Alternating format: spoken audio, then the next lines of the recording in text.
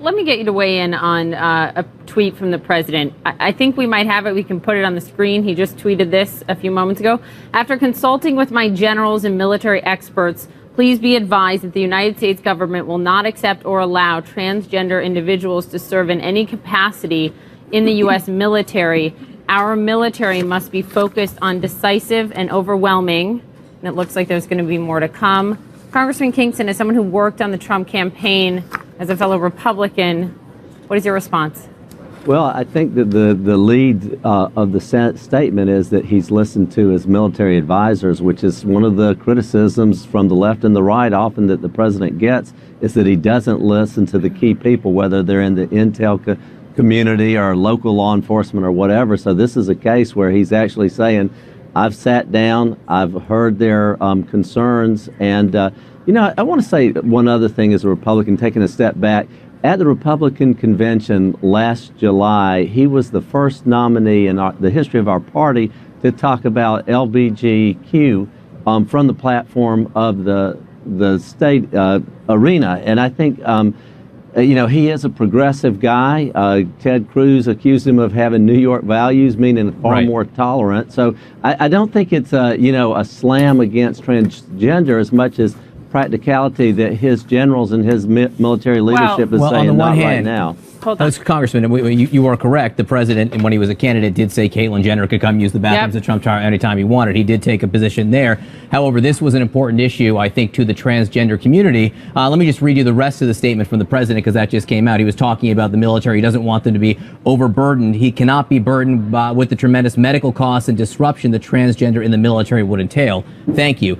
Jen Psaki, one point here. First of all, the president just made an official policy statement right now this morning, and he did it on Twitter. As some people say, you shouldn't pay attention to Twitter. Well, this is a big policy decision the president has just made right there, and that's how he chose to do it, which is why we're discussing it right now.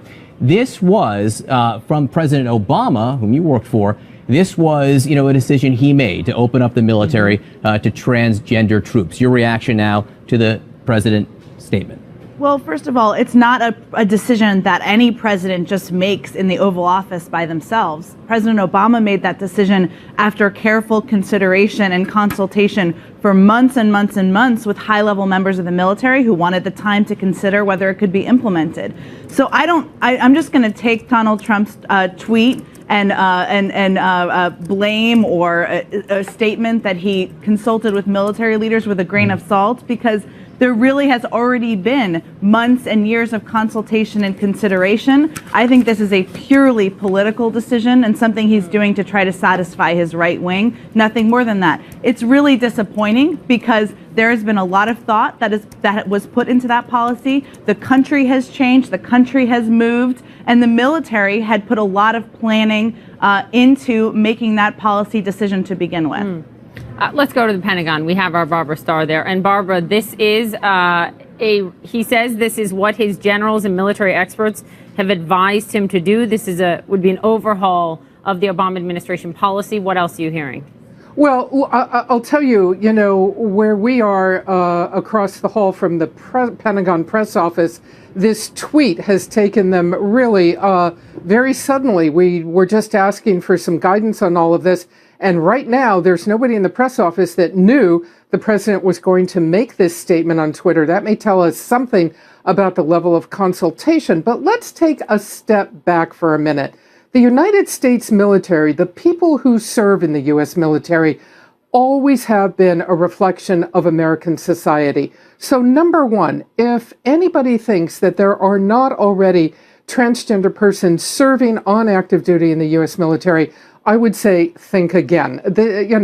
People from across America, let's just put it that way, everywhere serve in the U.S. military. So there will have to be a decision about what the president thinks is going to happen to people already serving on active duty by any account in an honorable fashion who are transgender. Now, the next thing is, under the Obama administration and the previous Defense Secretary, Ash Carter, there was this decision, in fact, to begin to look at this and indeed begin to look at the medical costs if they wanted to get the medical treatment that they would be going through, the medical procedures, and how to do all of this. The next step, They took it to the military chiefs, the heads of all the services, the chiefs of staff of the Army, the Marine Corps, the chief of naval operations, the head of the Air Force, to get their input on what should be done. There was, by the chiefs, some discussion that they wanted to put it off, that they weren't really ready to advise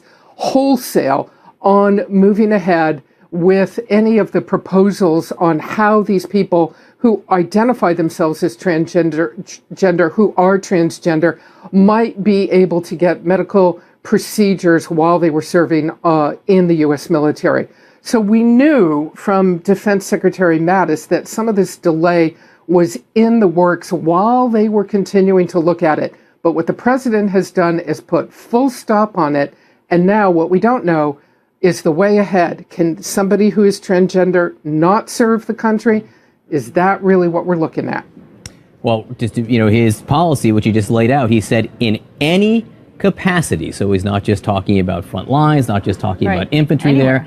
In any capacity, so we may learn more. Go ahead, Barbara. Let me just say something. If you take the commander-in-chief at his word, may not serve in any capacity, and of course this is very early moments of the president's tweet, may not serve in any capacity, does the United States military now go on a search for those who are serving, who are transgender, and force them out of the military? I think right now, as we stand here, that is the big unanswered question. And we have to learn more going forward. Barbara Starr, we're going to let you go. Thank you very much from that perspective from the Pentagon. Want to shift back for just